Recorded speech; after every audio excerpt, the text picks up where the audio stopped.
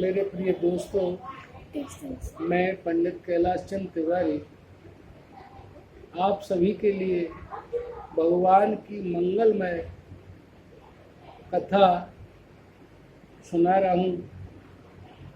आप सभी श्रोताओं का बहुत बहुत आभार प्रकट करते हुए भगवान की वाङ्मयी प्रतिमूर्ति श्रीमद् भागवत कथा का वर्णन आप लोगों के सामने करता हूँ, जो आनंद को देने वाली, सुख को देने वाली और बुद्धि को निर्मल करने वाली। एक बार श्री सुखदेव जी बोले कि हे राजा परीक्षित, अब मैं तुमको सुदामा ब्राह्मण की कथा सुनाता हूँ। जिस प्रकार वह प्रभु के पास गया और उसका दरिद्रता से उसको छुटकारा मिला।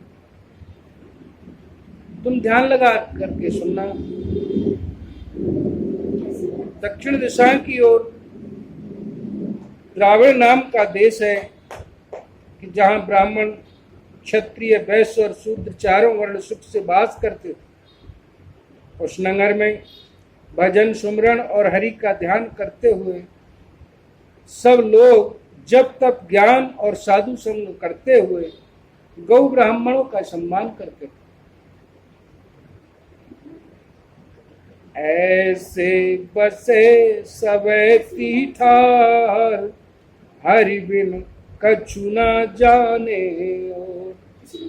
उसी देश में सुदामा नामक ब्राह्मण श्री कृष्ण चंद का गुरु भाई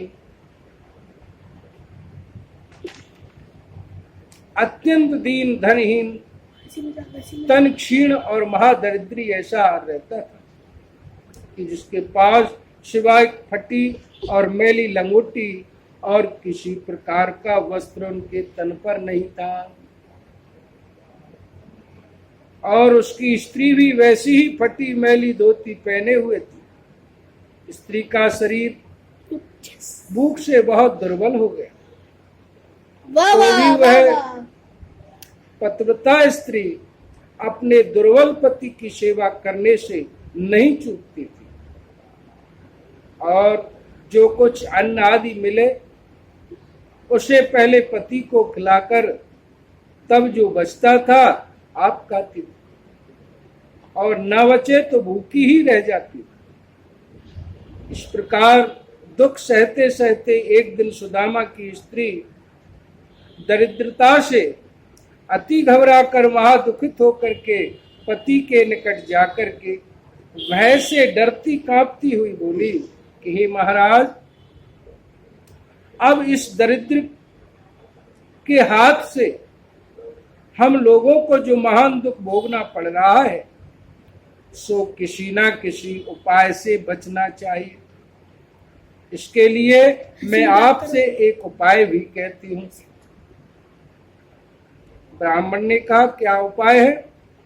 स्त्री बोली, आपके परम मित्र त्रिलोकीनाथ और आप कहते हैं द्वारका के वासी श्री कृष्णचंद्र आनंद कंद हैं। वो आपके यार हैं, परम मित्र हैं। यदि आप उनके पास जाएं तो निश्चय ही यह दरिद्रता दूर हो जाएगी।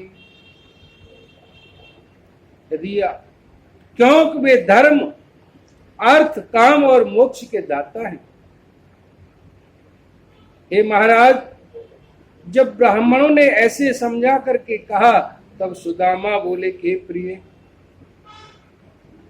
ब्राह्मणी ने ऐसे समझा करके कहा तब सुदामा बोले कि हे प्रिय, बिना दिए श्री कृष्णचंद्र जी किसी को कुछ नहीं देते, यह मैं भली बात जानता हूँ। फिर मुझे अपना भी स्मरण है कि मैंने जन्म भर किसी को कुछ नहीं दिया, सो बिना दिए कहाँ से पाऊंगा। परंतु तू कहती है तो अब जाऊंगा और नहीं तो कृष्णचंद्र जी के दर्शन ही करके आऊं। तब इस बात के सुनते ही ब्राह्मणी एक अत्यंत पुराने धुले हुए साफ वस्त्र में थोड़े से चावल बांध करके लेके आई।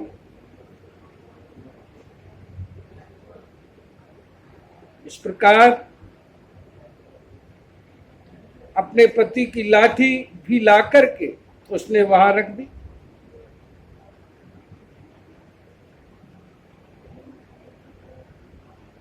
तब सुदामा जी लोटा डोरी कंधे पर डाल करके चावल की पोटरी कांख में दबा करके हाथ में लाठी लेकर के गणेश जी का ध्यान करके द्वारकापुरी की ओर चले हैं।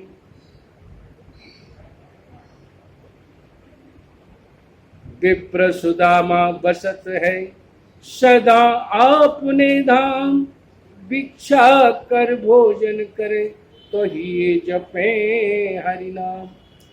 ताकि धरनी पतव्रता गहे वेद की रीत,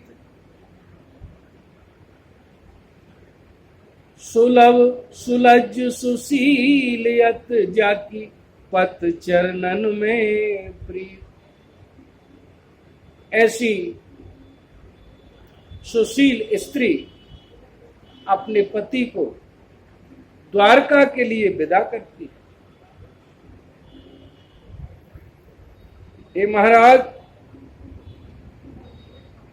चलते चलते सुदामा जब कुछ दूर गए तो मार्ग में वे मन ही मन कहने लगे, भला धन तो मेरे भाग्य में नहीं है, पर द्वारका जाने से आनंद कंद श्री कृष्णचंद्र जी का दर्शन तो कर लूंगा, काफी दिन हो गए। इस प्रकार सोचते विचारते सुदामा जी दिन के तीसरे पैर में द्वारकापुरी में जा पहुंचे। तो वहां पहुंच करके क्या देखते हैं कि नगर के चारों ओर समुद्र फैला हुआ है, बीच में वह पुरी बसी हुई है कि जिनके चारों ओर उपवन फूले हुए, नगर भर में तड़ाग और बापी बने हुए हैं, कुओं पर रहट परोहे चल रहे हैं, जगह जगह गायों के यूथ चल रहे हैं, चर रहे हैं, और उनके पीछे पीछे ग्वालवाल लगे हुए अलग ही कौतूहल कर रहे हैं। ऐसी वो विचित्र सुदामापुरी।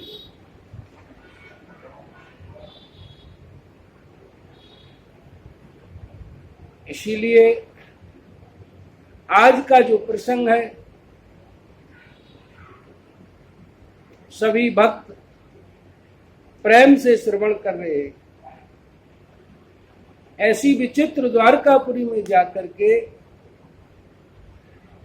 भगवान के पास में सुदामा ब्राह्मण पहुंचने का प्रयास कर रहे हैं और पूछते हुए, नगरवासियों को पूछते हुए उनके द्वार तक पहुंच जाते और द्वारपाल से जाकर बोले कि मैं सुदामा जी का, मैं भगवान श्री कृष्ण का परम मित्र हूं, उनसे मिलने के लिए आया हूं, आप जाकर के सूचना दे दीजिए।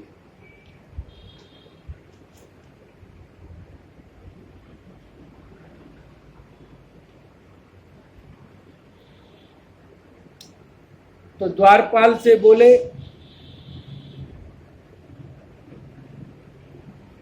कि जल्दी से सूचना दो।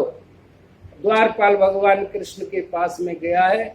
आज की कथा का विश्राम यहीं पर समाप्त होता है। बोलो वृंदावन बिहारी लाल की जय। सब संतन की जय, सब भक्तों की जय और सत्य सनातन धर्म की जय। आगे की कथा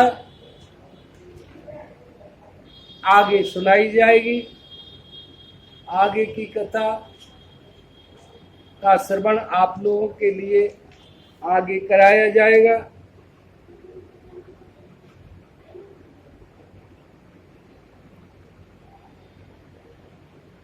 आज